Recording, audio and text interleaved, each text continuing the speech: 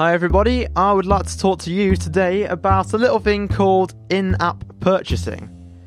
So as we all know, most applications nowadays, they can claim to be free to play, but how much playability do you actually get from an application which is free to download off of an app store? Well, you get very, very little game for your download nowadays. Apart from games like Flappy Bird, or certain other games which purely rely on advertising revenue to make money, most apps now require you to buy into them once you've downloaded them in order to actually progress through the game. Take, for example, games like Clash of Clans. Now, it's a very, very good game, and yes, you can play it without paying. However, if you want to progress at a decent rate, you have to buy emeralds or something like that. You have to buy some form of currency which allows you to speed up building work and other things like that.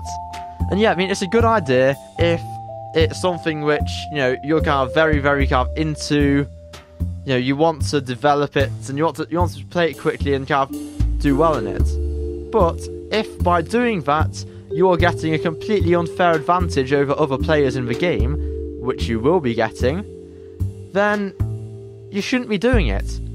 Another example would be like, I think on games like, League of Legends or something like that.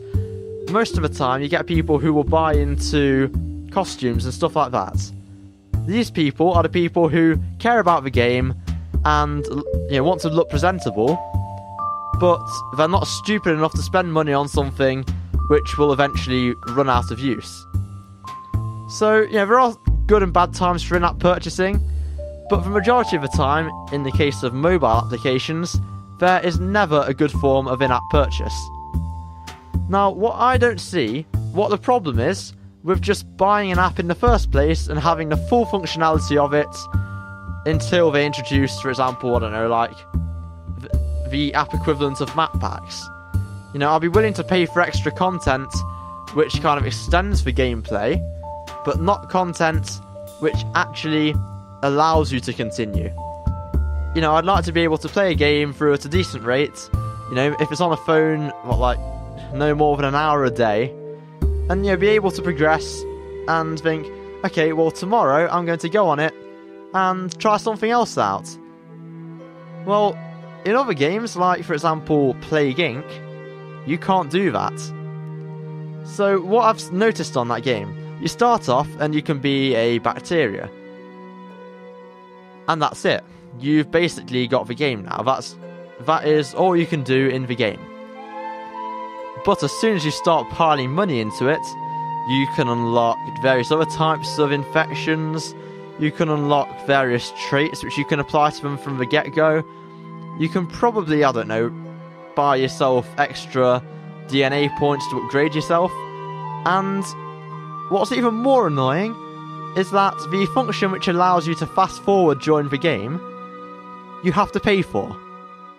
So you're basically sitting there watching the months tick by once every 2 to 5 seconds. But that's not playing the game, that is just waiting for the game to play out. And yeah, okay, yes, they'll keep you entertained by giving you things you have to tap on screen, but yeah, don't do that to us. As consumers, we want to have what we see in the advert given to us when we download the app, be that if we pay for the app in the first place or get it for free.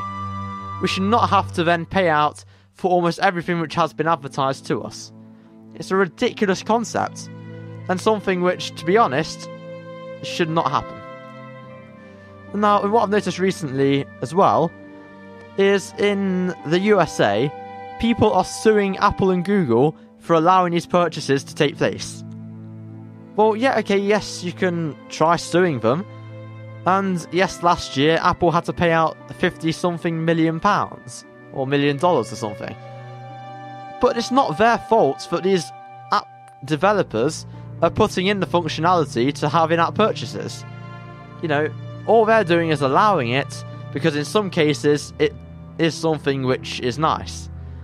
But, yeah, most of the time, really, it should be down to the app developer, and it's their fault if people are allowing their children to spend more money on it than they should be doing.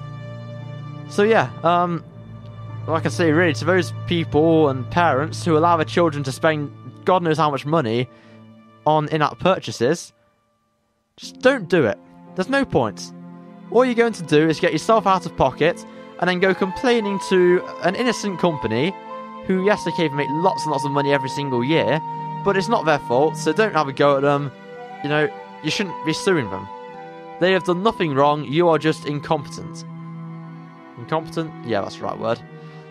So yeah, hey-ho, that's all for this video, guys. Again, it's been more of a slideshow than a video, but thanks for watching. Please subscribe if you would, that would be fantastic. And I'll see you all in the next video. So, thank you all, and goodbye.